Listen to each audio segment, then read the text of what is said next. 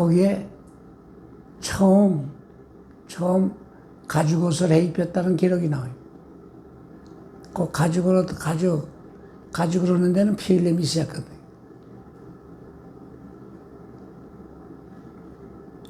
가죽옷을 해 입혔다.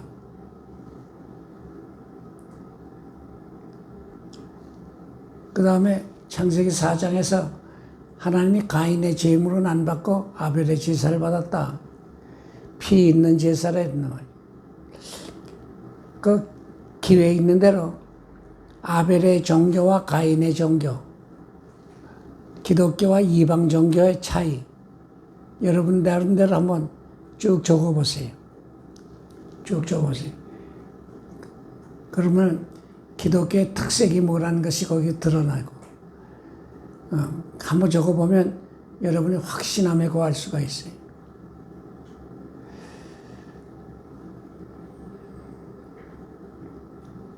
몇 가지를 지적하면, 아벨의 종교는 신본주의고, 가인의 종교는 인본주의.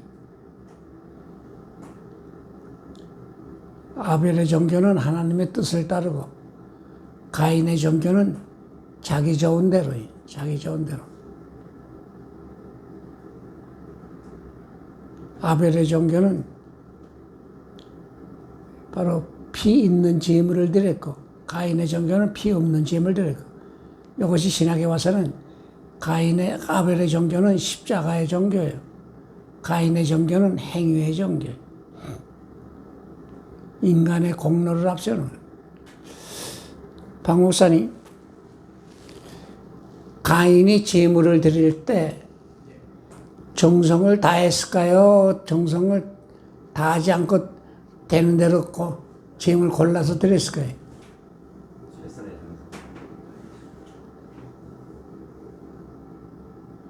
정 목사님, 어떤 것 같아요? 최상의 것을 최선을 다해서. 그거는 현실적으로 답이 나와요. 불신자들이 제사상에 과일을 갖다 놓거나 생선 갖다 놓을 때 아무거나 갖다 놓지 않아요. 제일 좋은 거 골라서 갖다 놔요. 정성을 다한다 이 말이에요. 그렇기 때문에 신앙생활에서 정성만 다하면 되지 하게 되면 잘못된 거예요.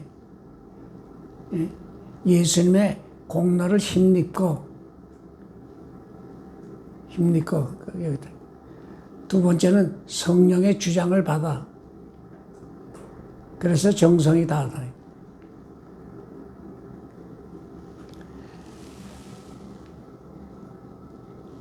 그래 구약 성경에 예수님의 피의 공효에 대해서 아주 짤막하지만 자세하게 나온 게 그게 바로 이사야 53장이에요.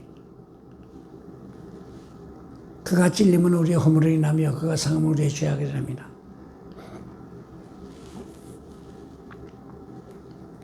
여기 죄에 대한 이야기를 했는데 그 시편 51편을 한번 찾아보세요.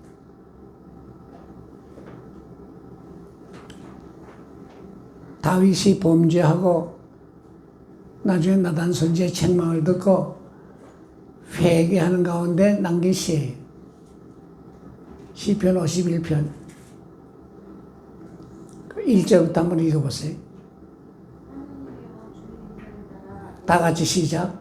하나님이여 주의 인자를 따라 내게 은혜를 베푸시며 주의 많은 공의를 따라 내 죄악을 지워주소서. 나의 죄악을 말갛게 씻으시며 나의 죄를 깨끗이 지하소서. 무릇 나는 내 죄가를 아오니 내 죄가 항상 내 앞에 있나이다. 내가 주께만 범죄하여. 여기요. 내가 주께만 범죄하고 만자가 있어요. 내가 주께만 범죄해. 이 죄관이 올바라야 올바른 회개가 나옵니다.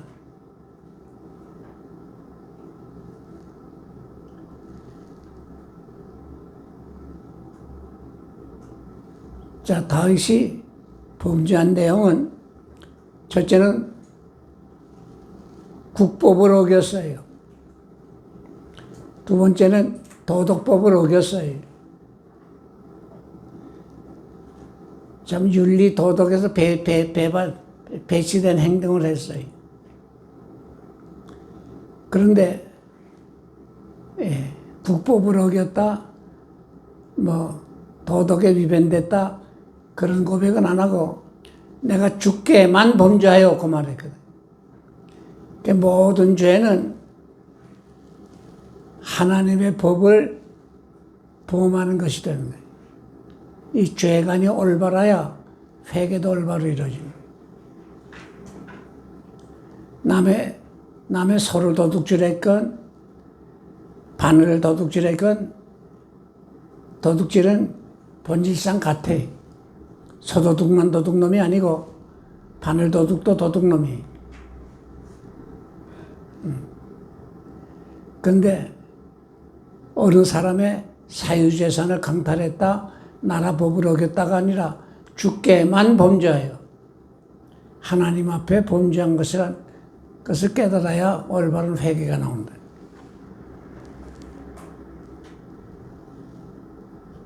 여기에 대해서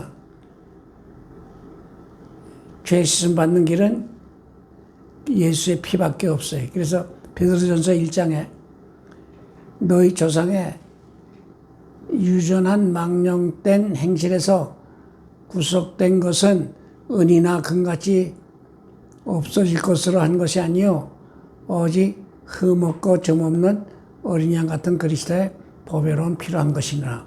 이게 참 아주 귀한 것이. 속죄함 그 피로 속죄함 얻었니. 그러니까 여기에 피의 공효에 대해서 내가 여기 10가지를 적어봤어요. 한번 쭉 읽읍시다.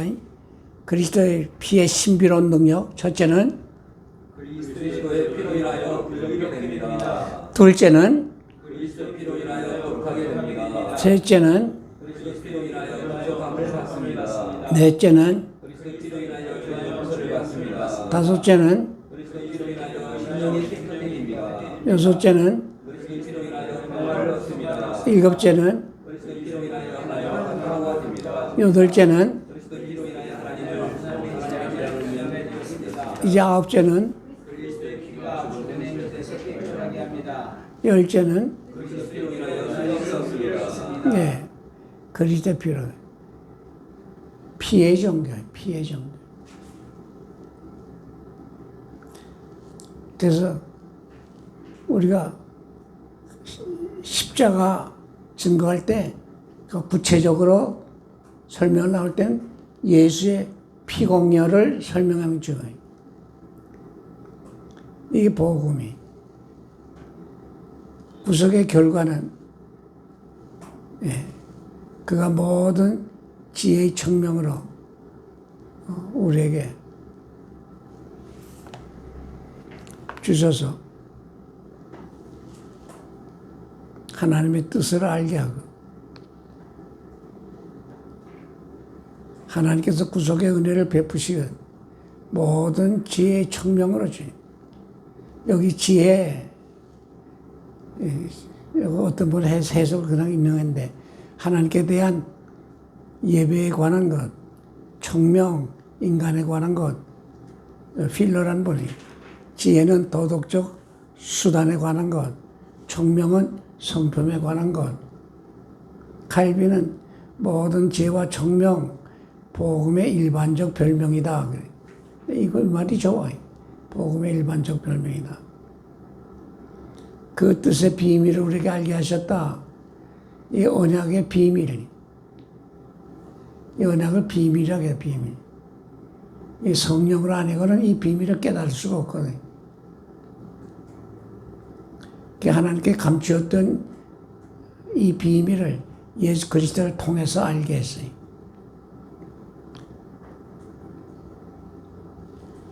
그리스도를 통해서만 하나님의 비밀을 알 수가 있어요. 하나님의 새로운 사회에 유대인과 똑같이 이방인도 포함됐다. 스카트라는 버리면.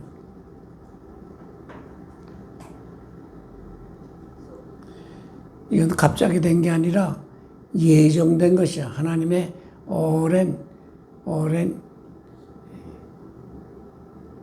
계획 속에서 이루어진 거예요. 그 계획은 하나님의 지혜로 이루어진 거예요. 그 옛날 선지자들도 다 몰랐고 천사들도 다 몰라서 이 모든 날 마지막에 아들로 우리에게 말씀해서 그 비밀을 알게 된 거예요.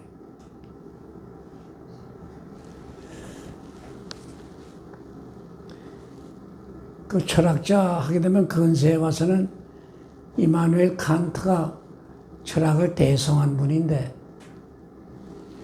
암만 머리로 생각해도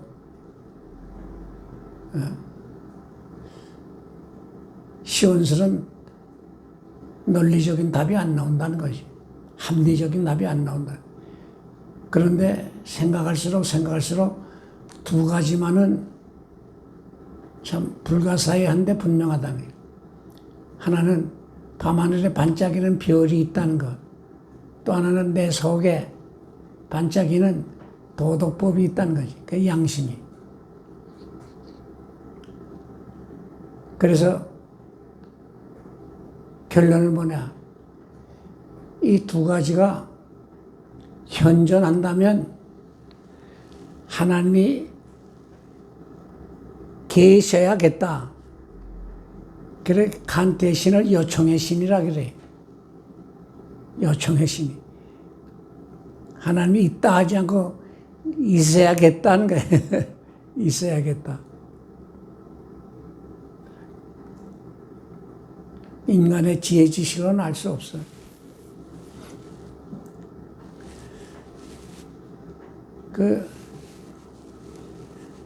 난 그 근래,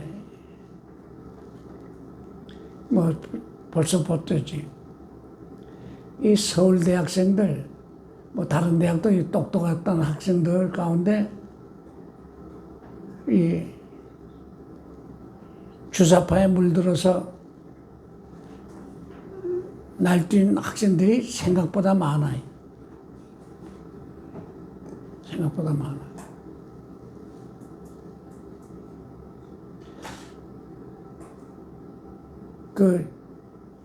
조국 씨가 법무장관 된다 할 때, 저런 분이 교수로 있었으니까 학생들이 저물을 먹었구나. 그렇게 깨달아진대. 깊이 캐고 들어가니까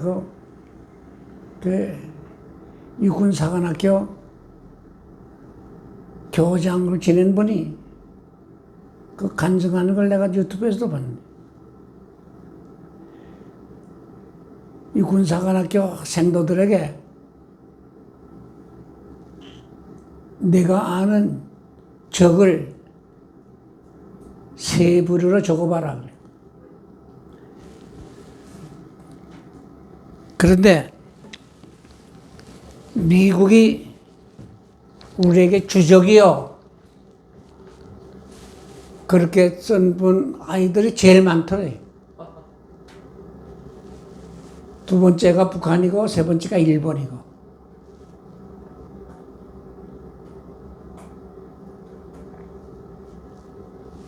미국이 첫째 되는 주적이라고. 그게 왜 이 학생들이 됐을까? 이 중고등학생 때 정교조의 영향을 받았어요. 그리고 이 교육사 잘못 시키면 사람 쓸모없는 인생이 돼.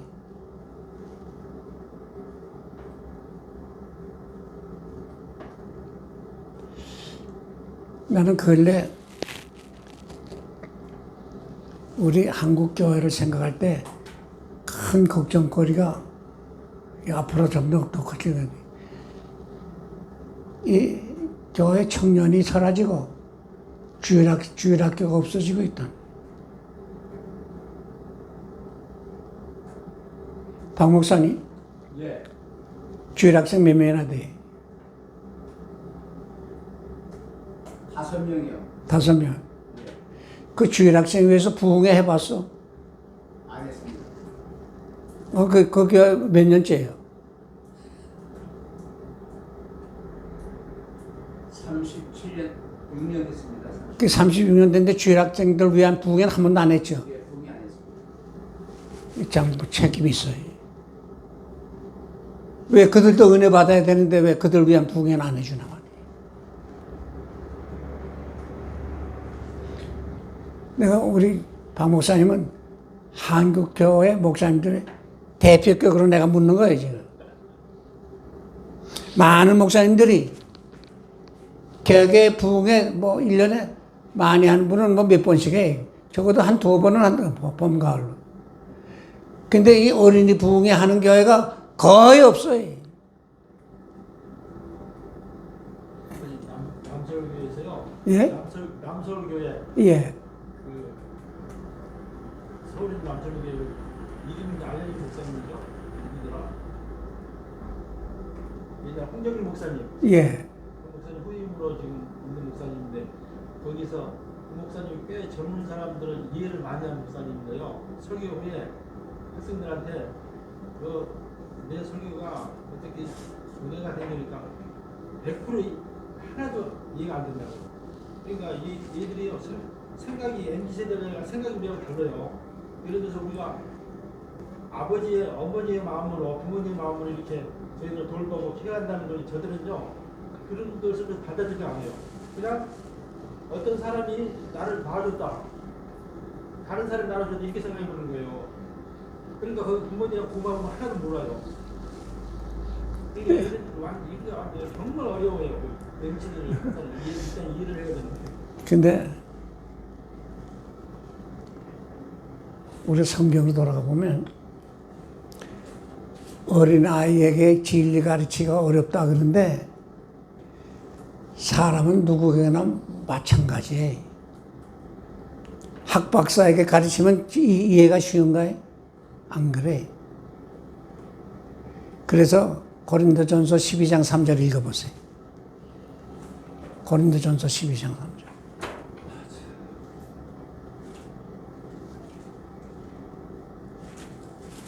그러므로 내가 너희에게 알게 하노니 하나님이 영으로 말하는 자는 누구든지 예수를 저주할 자라 하지 않고 또 성령으로 아니하고는 누구든지 예수를 주시라 할 수 없니라. 성령으로 아니하고는 누구든지 예수를 주시라 할 수 없나니라. 이걸 철저히 우리가 아셔야 돼. 그래서 성령의 역사가 있어야 된다. 늘 우리가 설교 때도 그렇고 한 생명을 주님께로 인도할 때도 그렇고 성령의 역사 적어도 4가지 5가지를 늘 염두에 두고 우리가 생활을 하고 말씀도 준비하고 말씀도 전하고 해요. 근데 난 5가지로 날 봐요. 5가지로. 그 첫째가 뭐예요? 주님께 간구해야 돼. 주님이 나를 도와주셔야 됩니다. 주의 도우심이 아니고는 목회도 못하고 전도도 못하고 선한 일도 이루지 없어요. 예레미야 17장 9절에 만물보다 거짓되고 심히 부패한 게 마음이라 그래요. 그 마음을 어떻게 우리가 돌려놓습니까? 사탄에게 노란한 사람을 우리가 어떻게 해방시킵니까? 내가 사탄보다 강해야 되는데 그럴 수 있어요? 그러니까 사탄보다 강한 분은 하나님밖에 없거든요. 그러니까 하나님의 도우심을 구해야 돼. 그게 기도로 나타나는 거예요. 그게 기도로 나타나. 내가 어저께 이 시니어 선교사, 은퇴한 선교사들의 모임이 한 달에 한 번 있어요. 이 기독교 방송국에서 모였는데 어저께는. 근데 브라질에서 온 선교사 부부가 있었어요. 그런데 부인은 그 브라질은 포르투갈 말 씁니다. 다른 나라들은 스페인 말 쓰는데 브라질만 포르투갈 말 써요. 그 아마존 유역에서 사역을 했다는데. 근데 이 부인이 언어가 안 통하니까 세상에 답답한 거예요. 이거 내가 남편만 보고 남편 심시중만 들면서 내가 인생 살아야 되나. 나도 그래도 선교사로 이렇게 파송받았는데 그래가지고 누구한테 배우려고 해도 기회가 안 생기고, 그래 거의 날마다 울면서 하나님 앞에, 하나님, 말을 못하는데 어떻게 전도가 됩니까? 전도하지 않고 여기서 산다면 내가 여기 와서 고생할 필요가 뭐 있습니까? 거의 매일같이 울면서 기도해. 근데 하나님이 몇 달을 그렇게 그랬는데, 지혜를 주시는데, 저들하고 노래를 배우라고 해요. 그들이 부르는 노래를 같이 하고, 특별히 또, 우리 찬송하고 같은 찬송가, 그거를 계속 부르면서 혼자도 부르고 같이도 부르고, 그러면서 조금씩 언어를 익혀갔는데, 근데 이 성경을 가르쳐야겠는데, 말이 안 통하니까. 유치원에서 가르치는 색종이, 이 아이들하고 놀 때는 아이들이 흥미 있는 것은 이 색종이 접는 거. 여기 어떤 데는 학도 접고 그러면 하잖아요. 그 색종이 접는데 한두 가지밖에 몰랐는데, 하나님, 모든 것이 다 하나님의 영광을 드러내도록 하는데 내게 지혜를 주세요. 그리고 하나님 앞에 그냥 매달렸더니 그때마다 그 성경 구절에 해당되는 색종이 접는 그 지혜를 주셔서 책을 다 냈어요. 그리고 어저께 한 가지만 보여주는데, 그 책을 다 내고 그 많은 분들에게 이제는 설명도 해줘서 어린아이들 전도를 아주 효과 있게 한다고. 근데 자기가 지금 여기 와서 이제 여기 한국의 목사님들, 전도사님들, 또 평신도들에게도 이 어린이 전도의 그 방법을 자기가 좀 세미나를 통해서 가르치고 싶다고 그런 간증을 했는데, 내가 상당히 충격을 받았어요. 하나님 앞에 구해야 되네. 하나님 앞에 구하면, 그 다음에 내가 말씀을 가까이 하면서 진리를 깨달아야 돼. 그 진리를 깨닫는 가운데 하나님의 사랑이 어떻게 나타났다는 걸 깊이 알아야 돼. 그 세 번째는 이 하나님 사랑하는 열정을 가져야 돼. 그 열정이 네 번째는 뭘로 나타나냐면 내 이웃 사랑하는 것으로 증명이 돼. 그게 성령의 역사예요. 그 사랑하면 지혜가 생깁니다. 아무리 바보 같은 여자도, 자, 저기, 여자 목사님. 아무리 바보 같은 여자도, 아무리 못 배운 여자도 자기 자식 사랑할 줄은 알아요. 자기 자식 사랑할 줄 알아요. 이 자식이 지금 배고파하는지, 오줌을 두고 언짢아하는지, 그건 잘 알아요. 다른 사람 몰라도 알아요. 그래서 사랑하면 지혜가 생겨요.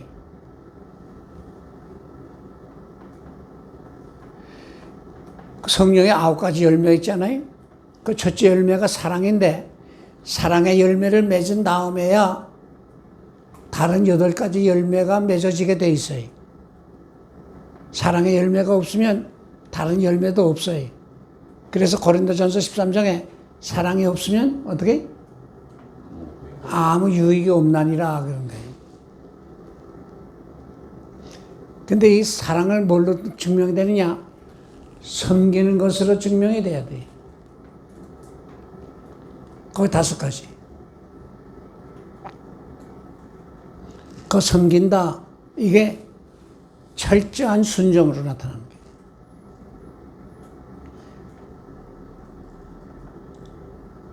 그래서 예수님이 섬김을 받으러 오지 않고 섬기러 왔다. 철저한 순종이.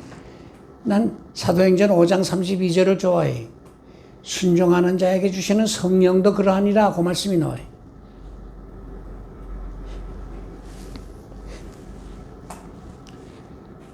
우리 박 목사님께 내가 요청을 해야겠다. 이 목사 되고 한참 마음이 좀 뜨거워지고 저 말씀을 전하고 싶고 근데 누가 날 정해줍니까 어디?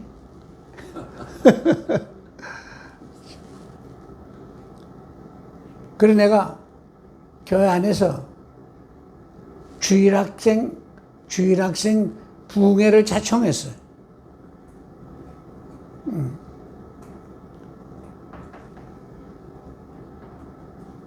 그래서 주일학교 선생들 그래서 시간 남으면 오시오.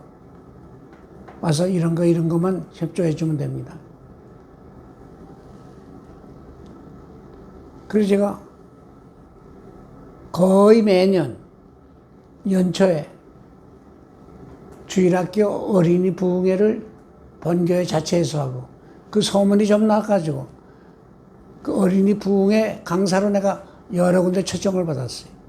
여기 서울 와서도 내가 그 일을 계속했어요. 주일학교 부흥하면 다른 부서도 부흥합니다.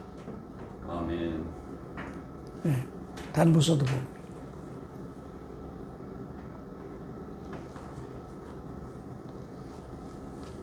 주일학교 부흥할 때 먼저 뜨거워지는 것이 교사들이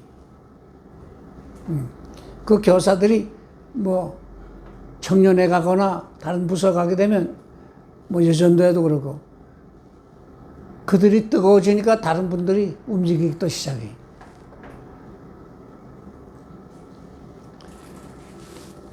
전투할 때 이 지휘관이 어디부터 공격하는지 알아요?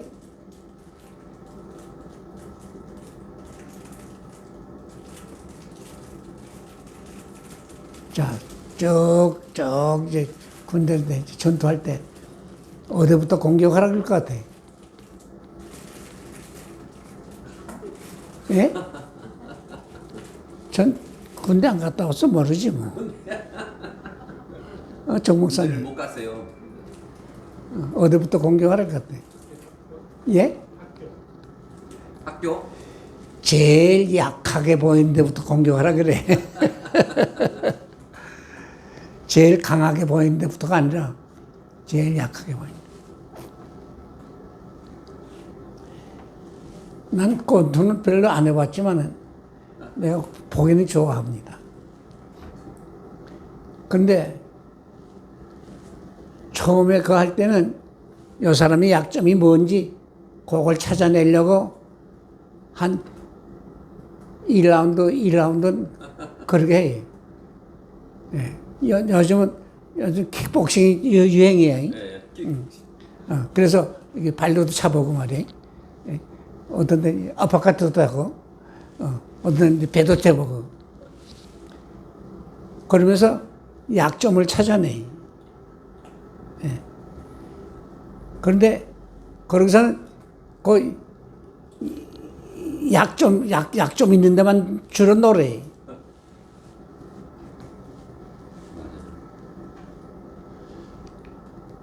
이러고 저러고 해도요. 교인들 중에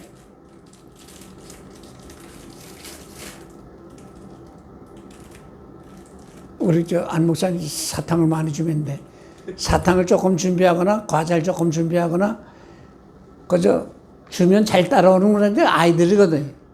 그러니까 아직도 아이들 전도가 쉽지 어른 전도가 쉽지 않아요. 근데 여기 신경 안 쓰거든요. 신경 안 쓰거든요.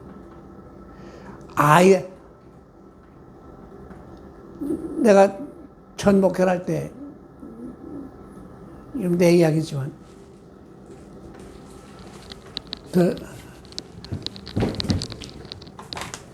사장은 네 가지를 늘 연구하고 생각을 해야 돼. 하나는 자본 활용.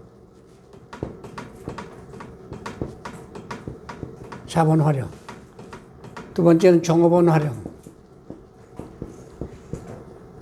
세 번째는 시설 활용. 네 번째는 경영 기술.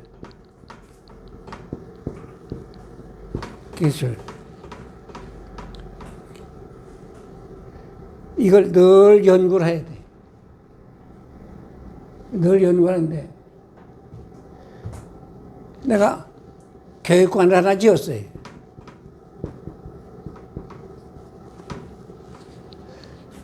교회 시설은 주로 주일날 쓰거든요. 그래서 거의 활용 안 해. 이 교육관을 짓고선, 우선 주일날 쓰잖아요. 두 번째는, 월요일은 교육자를 쉬는 날이, 화에서 토요일 날까지. 교육자 쉬는 날, 교육자 활용, 시설 활용. 네. 이땐 강제를 안 시켜요. 그 자원에서 보면 시설을. 월요일 날 시설은 연말은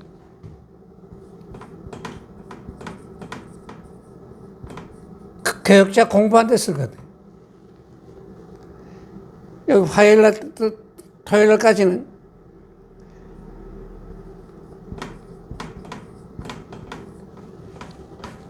유치원에 보내려면 적어도 중육급 이상이래야 돼.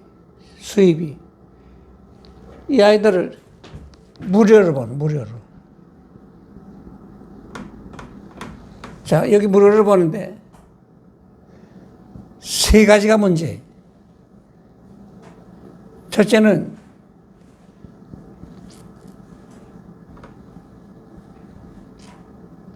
지도자를 어떻게 구하냐.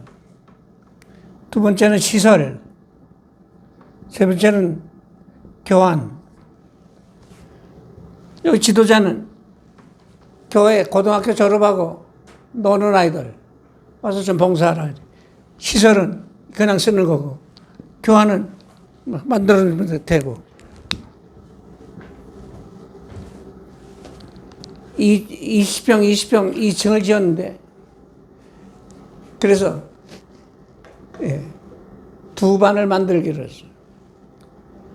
50명을 모집하고 있어요. 근데 공짜 하니까 모여야 되는데 100명을 모집했어요. 100명을. 그래서 교사 한 반에 2명 혹은 3명씩. 난 너희들에게 봉급 줄 건 없다. 점심은 밥 가는 서도 염을 먹이는데 점심은 준다. 교통비 정도는 내가 준다. 이 장로들하고 이야기했더니, 아이고, 비용을 어떻게 감당합니까?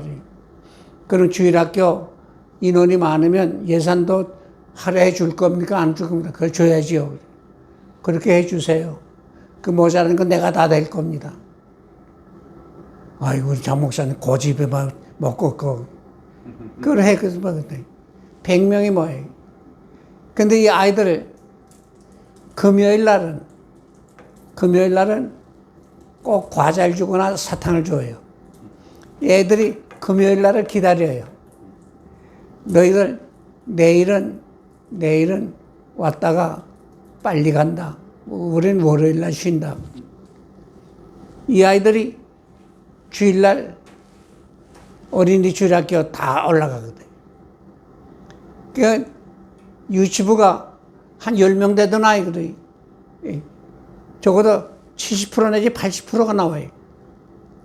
그건 100명이 나오거든. 이 아이들, 야, 뭐, 우리 기도하고 먹어야 돼. 기도를 가르치는. 예수 안 믿으면 지옥 간다. 거지. 어떤 부모가 이야기해. 그 아버지가 술을 좋아해서 술 먹고 들어놓게 되면 애들하고 장난하는데, 아버지 술 잡수면 지옥 가요. 그 말을 애들한테 2번, 3번 들었거든. 아버지 기도하고 밥 먹는 거예요. 이 도대체 교회에서 어떻게 가르쳤길래 이 아이들이 이렇게 되노? 그 흥밀 가지고 구경 나왔다가 예수 믿게 된 분이 많아요. 이렇게 소문이 나니까요. 애들도 흥미 있어서. 그래, 교회가 왕왕 크는데 주일학교가 1000명이 넘는 거예요. 여기 강대상까지 다 올라앉아야 한 500명 안 되는 교회에 주일날 한 절반은 예배당도 못 들어왔다가 놀다 가는 거예요. 그래 어떻게 해요? 저 산동네 아이들, 너희들은 1시 반에 거기 모여라. 여기서 선생님들이 다 올라가고 여기 선물도 다 가지고 간다. 여기 500명, 저기 500명. 그 이름을 확장주일학교라 그랬어요. 안 목사님, 우리 교회마다 선교원이 있었지요? 네. 저희 교단에 그 종신에 이 교육학 가르친 교수가 기독신문에 글을 쓴 걸 볼 때, 내 이름도 거기 밝히면서 남부중앙교회 장경동 목사가 무료 유치원한 것이 어린이 선교원의 시작이라고 쓴 적이 있어요. 제 이야기를 했지만, 자, 여기서 이 시설 활용 방법, 이 종업원, 이게 교인이에요, 교인. 이 교인. 교인 복받게 하려면 일복을 줘야 돼, 일복을 줘야 돼. 복받게 하려면 일복을 줘야 돼. 근데 교인들이 일 맡기는 거 싫어하지 않아요. 아, 나를 이렇게 인정해 주는구나. 그러니까 직분을 가지려고 하는 거지. 근데 직분 활용할 줄을 몰라, 많은 분들이. 네. 경영기술, 이게 뭐, 구역을 어떻게 관리한다든지, 뭐 한다든지죠.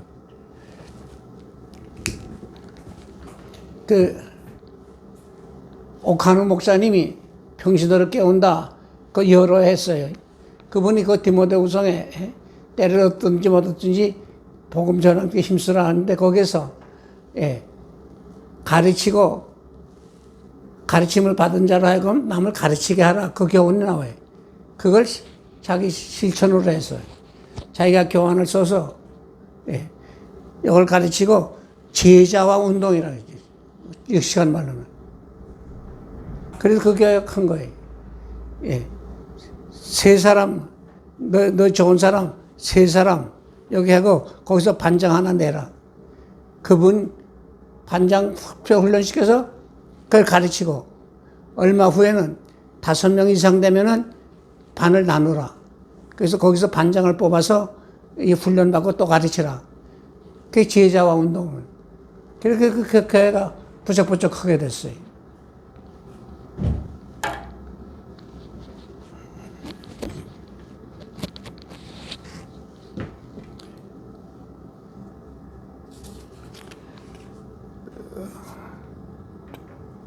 자, 이제 여기서 구속의 결과는 모든 지혜와 청명으로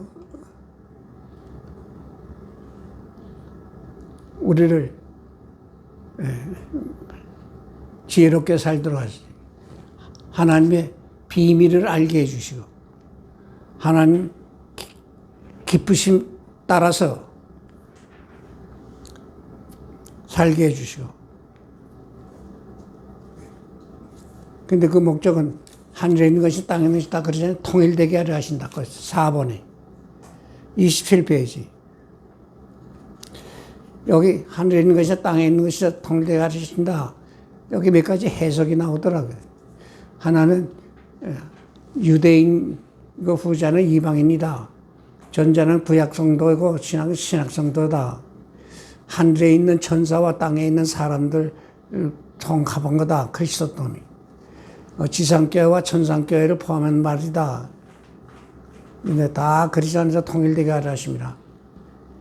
타락한 인류라 하여금 이제 그리스도 중심에서 새로워지기로 타락으로 인해서 만물이 부패해지고 부조한 상태에 있었으니까 이제 하나님을 아는 지식을 주어야 저들이 새로워지죠.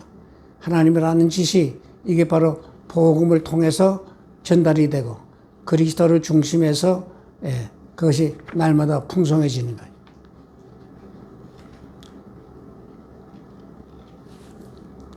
우리나라도 이제 그리스도의 교훈을 주면 복음을 통해서 새로워지지 않는 한, 미국이 청교도들의 신앙에서 점점 멀어지는데,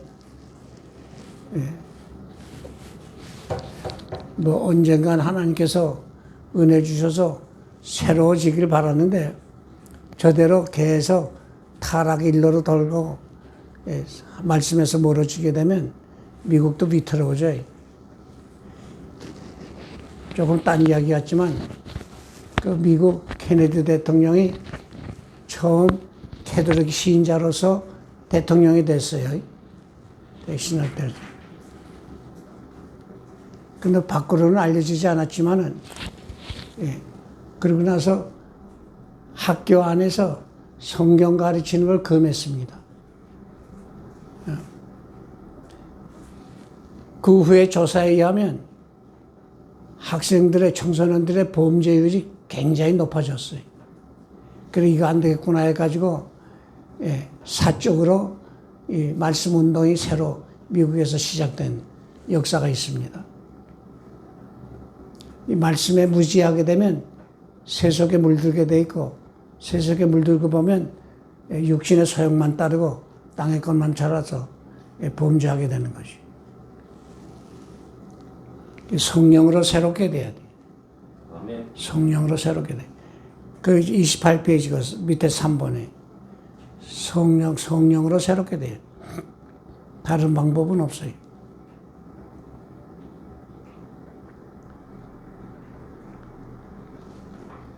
근데 하나님께서 이 믿음의 사람, 성도들을 통해서 이 복음으로 만물을 정복하게 하고, 만물이 다 그리스도에 이제 복종하더라. 만물이 그리스도를 위해서 지음받았기 때문에 인생이 타락하면 만물도 잘못돼. 그래서 로마서 8장에 보면 피조물도 탄식한다 그랬어요. 탄식한다.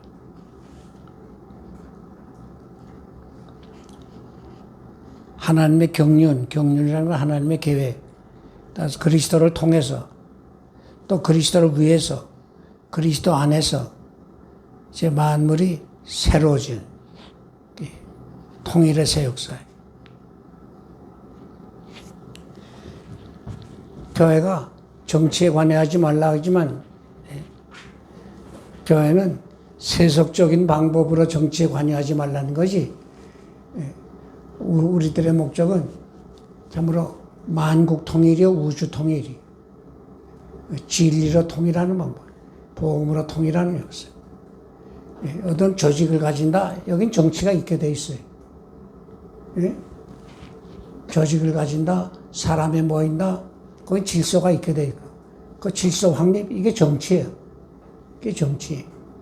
그런데 육신의 소욕을 따르는 정치가 아니고, 육신의 소욕을 따르는 정치가 아니고, 땅의 것으로만 부여지고자 하는 목적 달성을 위한 정치가 아니고, 바로 만물을 그리스도 안에서 통일시키는 정치, 만물을 새롭게 하는 정치. 그래서 우리가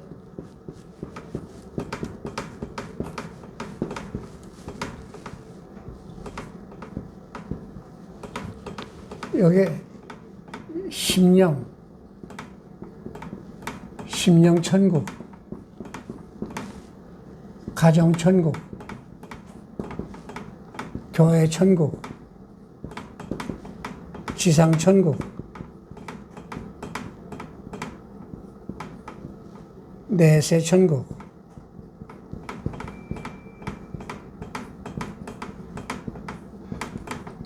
뭐 이렇게 그저 설명하기 쉽게 이렇게 봤는데, 천국이라면 하나님의 뜻이 온전하게 이루어진 영역, 그게 천국이에요. 하나님의 뜻이 온전하게 이루어진 영역. 이것이 현실적으로는 뭘로 잘 나타나냐? 성령 충만으로 나타나는 것이. 성령 충만으로 나타나는. 그러니까 초막이나 궁궐이나 내 주 예수 모신 것이 그 어디나 하늘나라 그 뜻이 거기서 나오는 거예요. 거기서 나오는 거예요. 하나님의 뜻이 온전히 이루어지는 영역이 천국이에요. 그래서 복음을 받아서 성령의 주장을 온전히 받아 그리스도가 내게 왕 노릇한다. 그게 내 심령천이. 그것이 현실적으로 뭘로 나타나냐? 내 마음의 평안으로 나타나. 사랑 베푸는 것으로 나타나고, 평화를 이루는 것으로 나타나고.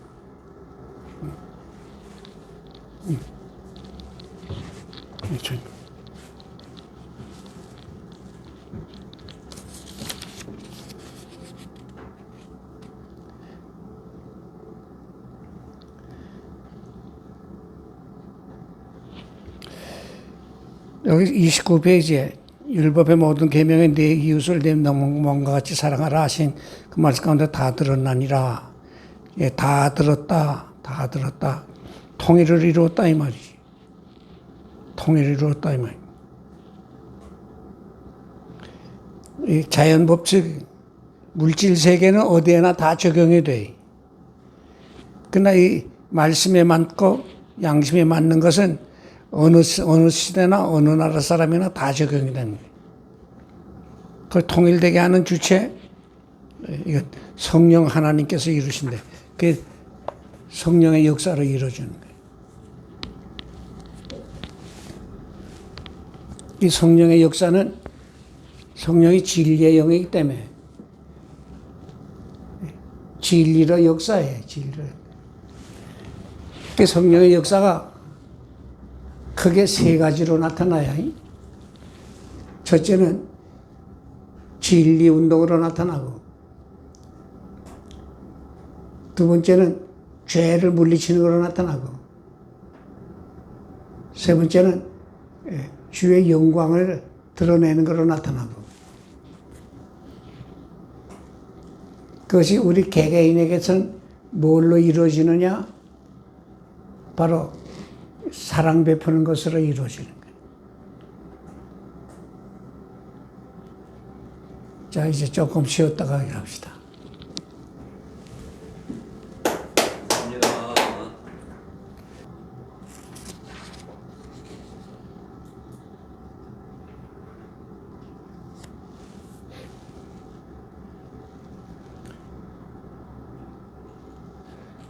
여기 13절, 14절